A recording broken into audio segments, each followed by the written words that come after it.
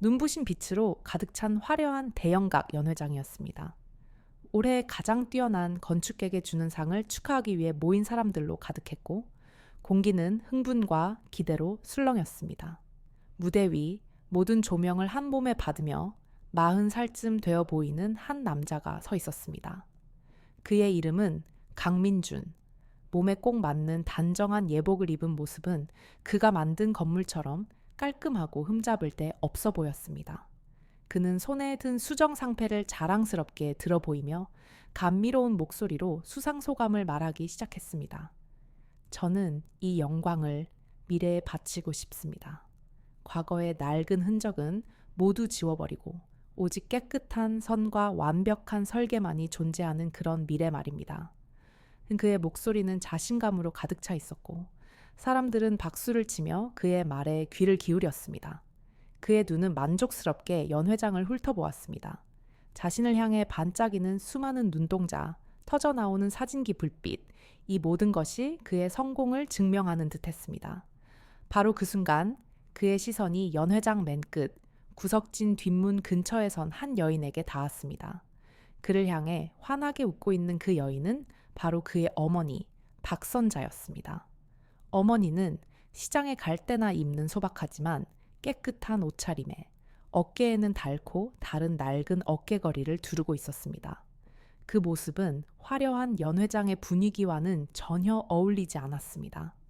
아들의 얼굴에서 미소가 순간 굳어버렸습니다. 그의 눈에는 아주 짧은 순간이었지만 당혹감과 함께 깊은 짜증이 스쳐 지나갔습니다. 그는 마치 아무것도 보지 못한 사람처럼 재빨리 고개를 돌려 연설을 이어갔지만 목소리는 미세하게 떨리고 있었습니다. 하지만 박선자의 눈에는 오직 아들만이 보였습니다. 세상에서 가장 자랑스러운 아들, 자신의 모든 것이었던 아들이 저렇게 빛나는 곳에 서 있다는 사실만으로도 가슴 벅찬 기쁨이 밀려왔습니다. 그녀의 눈에는 어느새 기쁨의 눈물이 고여 있었습니다. 그녀는 아들의 연설에 방해가 될까 조심스러워하며 아주 작게 손을 들어 흔들어 보였습니다. 그저 자신의 마음을, 이 넘치는 자랑스러움을 조금이라도 전하고 싶었을 뿐입니다. 바로 그때 정장을 입은 경비원 한 명이 그녀에게 다가왔습니다. 그는 정중하지만 단호한 목소리로 말했습니다. 죄송합니다, 아주머니. 이곳은 초대받으신 분만 들어오실 수 있습니다. 혹시 초대장을 가지고 계십니까? 박선자는 당황하여 어쩔 줄을 몰랐습니다. 그녀는 떨리는 목소리로 겨우 대답했습니다. 저는 저 아이의 어미입니다. 강민준의 어미요. 경비원의 시선은 그녀의 소박한 옷차림을 지나 오랜 세월 고된 일로 거칠고 갈라진 그녀의 손에 잠시 머물렀습니다. 그의 얼굴은 아무런 감정도 읽을 수 없는 무표정한 모습으로 변했습니다. 규정이라서 어쩔 수 없습니다. 밖으로 나가주셔야겠습니다. 바로 그 순간 무대 위에서 사람들의 환호에 답하던 강민준의 시선이 다시 한번 어머니를 향했습니다. 그는 경비원과 실랑이를 벌이는 어머니의 모습을 똑똑히 보았습니다. 그 우니시텔니 장면을 목격했음에도 불구하고 그는 차갑게 고개를 돌렸습니다. 그리고는 자신을 향해 터지는 사진기 불빛을 향해 세상에서 가장 완벽하고 행복한 미소를 지어 보였습니다. 어머니는 모든 것을 체념한 듯 조용히 고개를 숙인 채 연회장을 나섰습니다. 밖에는 차가운 비가 내리고 있었습니다. 그녀가 설계한 거대한 유리벽에는 빗속에 홀로 서 있는 어머니의 작고 외로운 모습만이 선명하게 비치고 있었습니다. 화면이 잠시 어두워지고 하얀 글씨가 떠오릅니다. 어머니의 사랑은 그의 세상을 지었지만 어머니의 냄새는 그의 수치가 되었다. 잠시 후 부드럽고 차분한 목소리가 들려옵니다. 이 가슴 아픈 이야기가 어떻게 끝을 맺을지 궁금하시다면 잠시 화면 아래의 구독, 단추와 종 모양 그림을 눌러주십시오. 그래야 다음 이야기를 놓치지 않으실 수 있습니다. 그리고 혹시 어느 고장에서 이 이야기를 보고 계신지 알려주시겠습니까? 여러분이 계신 곳의 이름을 남겨주시면 제가 한 분 한 분 반갑게 인사드리겠습니다. 자, 그럼 다시 이야기 속으로 들어가 보겠습니다. 장면이 바뀌고 우리는 박선자의 정겨운 옛집 마당에 와 있습니다. 마당 한가득 크고 작은 항아리들이 줄지어 늘어서 있습니다. 햇살을 받아 검게 반짝이는 항아리들은 마치 오랜 세월을 지켜온 충직한 병사들처럼 보입니다. 박선자는 커다란 그릇에 담긴 진한 갈색의 된장을 힘찬 손길로 젓고 있습니다. 그녀의 온몸에서는 흙과 콩, 그리고 소금이 뒤섞인 구수하고 진한 냄새가 피어오릅니다. 그것은 자연의 냄새이자 세월의 냄새였습니다. 그녀의 목소리가 조용히 들려옵니다. 내 평생은 이 항아리들 곁에서 흘러갔지. 내 손에서는 향수 대신 콩과 소금 냄새가 났어. 바로 이 냄새가 내 아들을 키웠고 이 냄새로 번 돈이 내 아들을 이 나라 최고의 학교에 보냈지. 나는 이 냄새가 사랑과 희생의 향기라고 믿었어. 내 아들도 그렇게 생각할 줄 알았지. 다시 장면은 시상식이 열리기 바로 전날로 돌아갑니다. 박선자는 설레는 마음으로 아들에게 전화를 걸고 있습니다. 그녀의 얼굴에는 자랑스러움과 기쁨이 가득합니다. 민준아, 내 아들. 네가 그렇게 큰 상을 받는다니. 이 어미는 정말 기쁘구나. 내일 꼭 가서 우리 아들 얼굴 보고 축하해줘야지. 그녀의 목소리는 아이처럼 들떠 있었습니다. 하지만 전화기 너머로 들려오는 아들의 목소리는 얼음장처럼 차가웠습니다. 어머니, 오지 마세요. 거긴 아주 중요한 분들이 많이 오시는 자리입니다. 어머니도 아시잖아요. 어머니에게서 나는 그 냄새 말입니다. 그리고 옷차림도 그렇고요. 그 자리에 어울리지 않습니다. 그냥 집에서 편안하게 텔레비전으로 보세요. 아셨죠? 근데 박선자의 얼굴에서 순식간에 웃음기가 사라졌습니다. 전화기를 든 손이 힘없이 떨렸습니다. 그녀의 손은 수십 년간 된장을 만들며 굵어지고 갈라져 있었지만 그 손은 언제나 힘차고 자신감이 넘쳤습니다. 하지만 지금 아들의 말 한마디에 그 강인했던 손이 맥없이 늘어지고 말았습니다. 그녀는 아무 대답도 하지 못하고 조용히 전화를 끊었습니다. 넓은 마루에 홀로 앉은 그녀의 어깨가 힘없이 축 처졌습니다. 아들이 부끄러워하는 그 냄새, 그것은 그녀의 삶 그 자체였는데 아들은 그녀의 삶을 부정한 것이었습니다. 그럼에도 불구하고 그녀는 다음 날 아들을 보러 갔습니다. 어미의 마음이란 그런 것이었습니다. 아무리 아프고 서운해도 자식이 가장 빛나는 순간을 놓치고 싶지 않은 바보 같은 마음 말입니다. 시상식이 끝나고 다음 날이었습니다. 박선자는 텅 빈 마루에 홀로 앉아 마당의 항아리들만 하염없이 바라보고 있었습니다. 어제의 우니제니엣과 슬픔이 아직 가슴에 무겁게 남아 있었지만 그녀는 애써 아무렇지 않은 척 평소처럼 하루를 시작하려 했습니다. 바로 그때 요란하게 전화벨이 울렸습니다. 화면에 뜬 아들의 이름을 보는 순간 그녀의 심장이 쿵 내려앉았습니다. 어쩌면, 아주 어쩌면 아들이 잘못을 뉘우치고 용서를 구하려는 것일지도 모른다는 작은 희망이 싹텄습니다. 그녀는 떨리는 손으로 전화를 받았습니다. 화면은 두 공간을 번갈아 보여줍니다. 한쪽은 햇살이 따스하게 들어오는 박선자의 고요하고 정겨운 옛집입니다. 다른 한쪽은 서울의 정영이 한눈에 내려다 보이는 강민준의 차갑고 현대적인 사무실입니다. 온통 흰색으로 꾸며진 사무실에는 사람의 온기라고는 찾아볼 수 없었습니다. 아들은 어제 연회장에서보다 더 냉정하고 딱딱한 목소리로 말했습니다. 어머니, 안녕하세요. 다름이 아니라 드릴 말씀이 있어서 전화했습니다. 지금 제가 아주 중요한 건축 사업을 하나 진행하고 있는데 갑자기 자금이 좀 필요하게 되었습니다. 3억 원만 빌려주실 수 있겠습니까? 큰 회사와 계약만 성사되면 바로 이자까지 쳐서 갚아드리겠습니다. 이건 제 미래가 걸린 일입니다. 그의 목소리에는 어제의 일에 대한 미안함이나 후회의 기색은 조금도 찾아볼 수 없었습니다. 오직 자신의 목적을 이루려는 조급함만이 묻어났습니다. 박선자는 아들의 말을 믿을 수가 없었습니다. 어미를 그토록 부끄러워하고 외면했던 아들이 하루 만에 아무렇지도 않게 돈 이야기를 꺼내다니 그녀의 가슴 속에서 피어났던 작은 희망의 불씨가 차갑게 꺼져버렸습니다. 그녀는 상처받은 목소리로 조용히 물었습니다. 민준아, 너는 나에게 할 말이 그것뿐이더냐? 아들은 그런 어머니의 마음을 조금도 헤아리지 못했습니다. 오히려 짜증 섞인 목소리로 대답했습니다. 어머니, 또 시작이십니까? 이건 그냥 돈이 아닙니다. 제 인생이 걸린 문제입니다. 어머니가 평생 모으신 돈으로 제가 더 크게 성공할 수 있다면 그게 바로 어머니를 위한 길이기도 하지 않습니까? 어머니는 아들이 성공하는 걸 원하지 않으십니까? 그 순간 박선자의 눈빛이 변했습니다. 슬픔과 실망으로 가득했던 눈에서 눈물이 사라지고 차갑고 단단한 무언가가 그 자리를 채웠습니다. 그녀는 아들이 자신을 더 이상 어미로 보고 있지 않다는 것을 깨달았습니다. 그저 필요할 때 돈을 꺼내 쓸 수 있는 낡은 금고 정도로 여기고 있다는 것을 말입니다.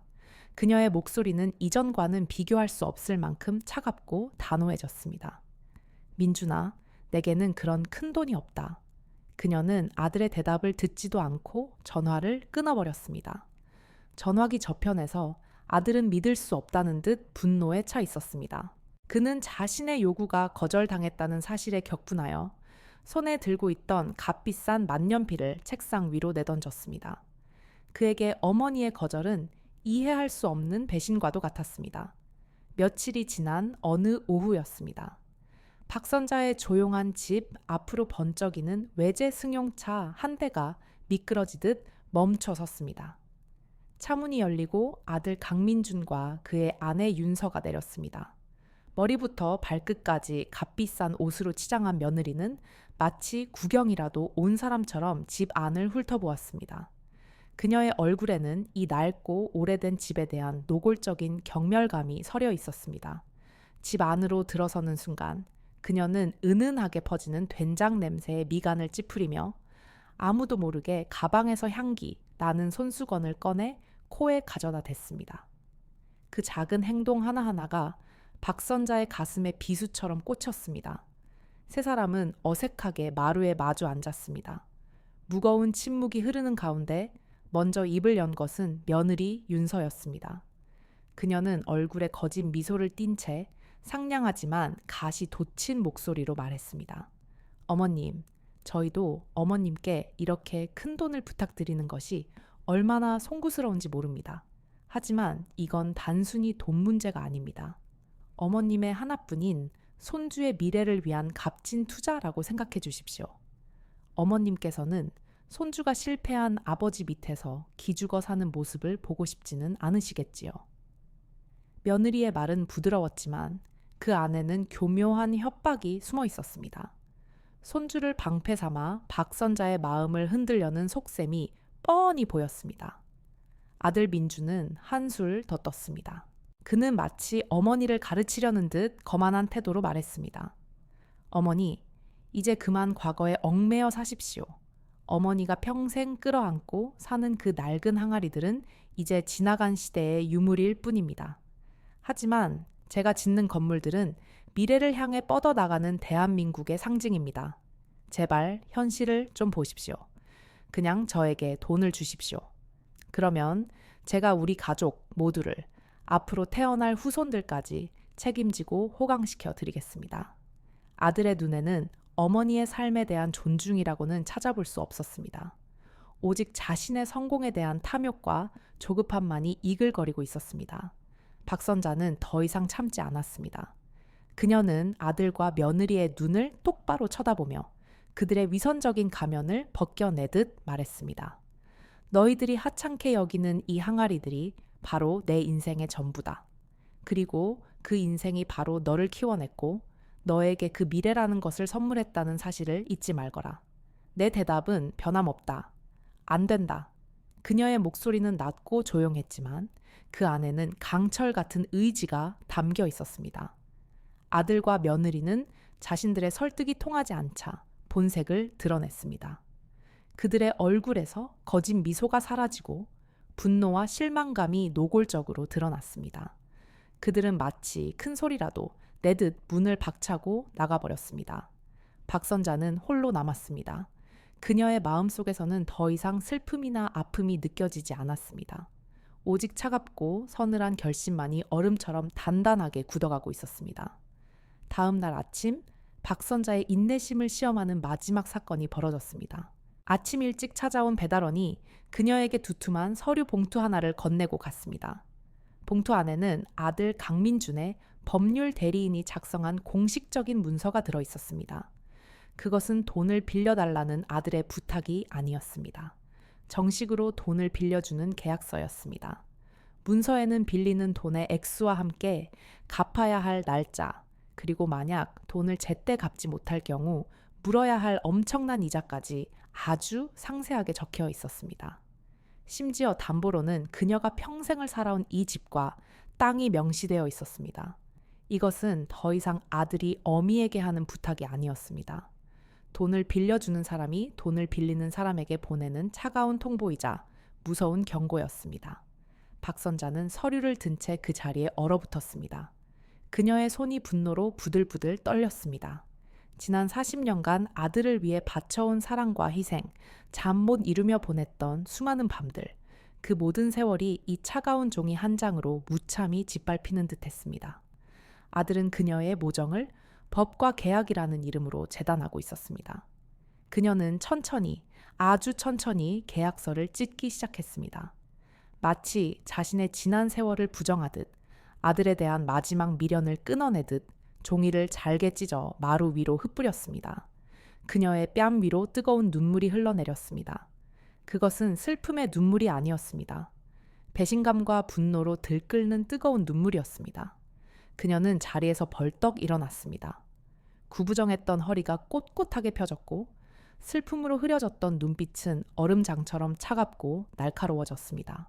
그녀는 방 안으로 들어가 낡은 장롱 깊숙한 곳에서 낡은 나무 상자 하나를 꺼냈습니다. 그 안에는 낡은 통장 대신 아무도 본 적 없는 최신형 손전화기가 들어 있었습니다. 그녀는 익숙한 손놀림으로 전화기를 켜고 저장된 이름 중에서 최이사라는 이름을 찾아 망설임 없이 눌렀습니다. 전화기 너머로 정중한 목소리가 들려오자 그녀는 이전과는 전혀 다른 낮고 위험 있는 목소리로 말했습니다. 최이사, 나 박선자요. 그래, 바로 그 사람이요. 기니 할 이야기가 있소. 요즘 율산그룹이라는 곳이 어떻소? 그래, 그 호텔 사업하는 곳 말이오. 그곳과 거래하는 모든 회사에 대해 알아봐 주시오. 특히 그들이 독점적으로 물건을 받는 곳들을 말이오. 그리고 한 가지 더. 지금 당장 우리 장인의 숨결에서 율산그룹 식당으로 들어가는 모든 물건을 끊으시오. 즉시 말이오. 이유를 묻거든. 우리가 사업 방향을 바꾸기로 했다고 전하시오. 그녀는 짧게 말을 맺고 전화를 끊었습니다. 어두운 전화기 화면에 비친 그녀의 얼굴은 더 이상 된장을 담그던 소박한 늙은 어미의 모습이 아니었습니다. 조용히 전쟁을 준비하는 냉철한 전략가의 얼굴이었습니다. 강민준이 공들여 쌓아 올린 완벽한 세상이 순식간에 무너져 내리기 시작했습니다. 얼마 지나지 않아 율산그룹의 책임자로부터 불같이 화를 내는 전화가 걸려왔습니다. 그의 새로운 건축 사업에서 가장 중요한 부분을 차지하고 있던 최고급 식당이 갑자기 계약을 취소하겠다고 통보해온 것이었습니다. 그 식당은 국내에서 가장 명성이 높은 곳으로 그의 건축물이 성공하기 위한 핵심적인 요소였습니다. 계약 취소의 이유는 황당하기 짝이 없었습니다. 식당에서 수십 년간 독점적으로 사용해온 최고급 발효 양념인 장인의 숨결이 갑자기 모든 공급을 중단했기 때문이었습니다. 식당의 주방장은 장인의 숨결 없이는 절대로 요리를 할 수 없다며 버티고 나섰고 결국 계약은 물거품이 되고 말았습니다. 강민주는 정신을 차릴 수가 없었습니다. 그는 장인의 숨결을 대체할 만한 다른 양념을 찾아 백방으로 수소문했지만 그것은 불가능한 일이었습니다. 장인의 숨결은 수십 년의 전통과 비법으로 만들어진 전설적인 명품이었고 그 맛과 깊이는 그 어떤 것으로도 흉내낼 수 없었기 때문입니다. 이 소문은 순식간에 퍼져나갔습니다. 그의 사업에 투자하기로 했던 사람들은 문제가 생겼다는 것을 직감하고 하나둘씩 발을 빼기 시작했습니다. 결국 모든 자금줄이 막혀버렸고 그의 야심찬 계획은 시작도 해보기 전에 좌초될 위기에 처했습니다. 바로 그 시각 박선자는 낡은 집 마당이 아닌 서울 중심계에 위치한 현대적인 건물 사무실에 앉아 있었습니다. 그녀는 장인의 숨결이라는 회사에 숨겨진 주인이자 최고급 요리계에서 전설로 통하는 바로 그 박장인이었습니다. 그녀는 아무 일도 없었다는 듯 평온한 얼굴로 보고서를 검토하고 있었습니다. 그녀가 수십 년간 땀 흘려 이룩한 작은 왕국이 아들의 오만한 세상을 향해 정확하고 치명적인 일격을 가하고 있는 동안에도 말입니다. 강민주는 이성을 잃고 다시 어머니에게 전화를 걸었습니다. 이번에는 돈을 요구하는 목소리가 아니었습니다. 절망과 분노에 찬 어린아이의 울부짖음에 가까웠습니다. 어머니, 지금 제 인생이 어떻게 되고 있는지 아십니까? 모든 것이 무너지고 있습니다. 마치 누군가 저를 저주라도 하는 것 같습니다. 박선자는 아들의 절규를 조용히 듣고 있었습니다. 그리고는 마치 남의 이야기를 하듯 차분하게 대답했습니다.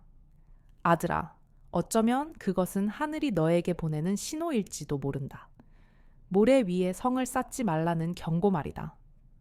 아들은 어머니가 자신의 고통을 조금도 이해하지 못한다고 생각하며 분노의 차소리를 지르며 전화를 끊어버렸습니다. 그는 자신의 운명을 손에 쥐고 있는 사람이 바로 그가 무시하고 경멸했던 어머니라는 사실을 꿈에도 상상하지 못했습니다. 몇 달의 시간이 흘렀습니다. 강민준의 회사는 결국 문을 닫았고 그의 야심찬 건축 사업은 흉물스러운 골조만 남긴 채 멈춰섰습니다. 그는 자금을 아끼기 위해 값싼 자재를 몰래 사용했고 그 사실이 드러나면서 남은 신뢰마저 모두 잃어버렸습니다. 이제 그의 곁에는 아무도 남지 않았습니다. 텅 비어버린 거대한 사무실, 마지막 남은 책상에 홀로 앉아있는 그의 모습은 처량하기 그지없었습니다. 세상 모든 것을 가졌다고 믿었던 남자는 이제 아무것도 가진 것이 없었습니다. 바로 그때 사무실 문이 조용히 열렸습니다. 안으로 들어선 사람은 박선자였습니다. 하지만 그녀는 더 이상 시장에 가는 낡은 옷차림의 늙은 어미가 아니었습니다. 값비싼 옷감으로 곱게 지은 단정한 옷차림은 기품이 넘쳤고 그녀의 곁에는 최 이사가 그림자처럼 서 있었습니다. 강민주는 자신의 눈을 의심했습니다. 어머니가 어떻게 여기에? 박선자는 아들의 초라한 모습을 차가운 눈으로 내려다보며 말했습니다. 네가 그토록 자랑스러워하던 너의 미래가 어떻게 되었는지 보러 왔다, 민준아. 그리고 너에게 아직 하지 못한 이야기가 있어서 왔다. 내 소개를 다시 하지. 나는 장인의 숨결의 회장 박선자다. 강민준의 입이 떡 벌어졌습니다. 그의 얼굴에 떠오른 충격은 이내 끔찍한 깨달음으로 변해갔습니다. 그는 떨리는 목소리로 겨우 물었습니다. 그럼 지금까지의 모든 일이 어머니가. 박선자는 조용히 고개를 끄덕였습니다.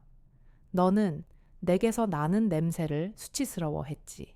하지만 네가 경멸했던 바로 그 냄새가 네가 짓는 그 어떤 유리 건물보다 훨씬 더 값비싸다는 것을 이제는 알겠느냐. 하지만 내가 오늘 온 이유는 그것 때문이 아니다. 그녀는 품속에서 낡고 빛바랜 사진 한 장을 꺼내 책상 위에 올려놓았습니다.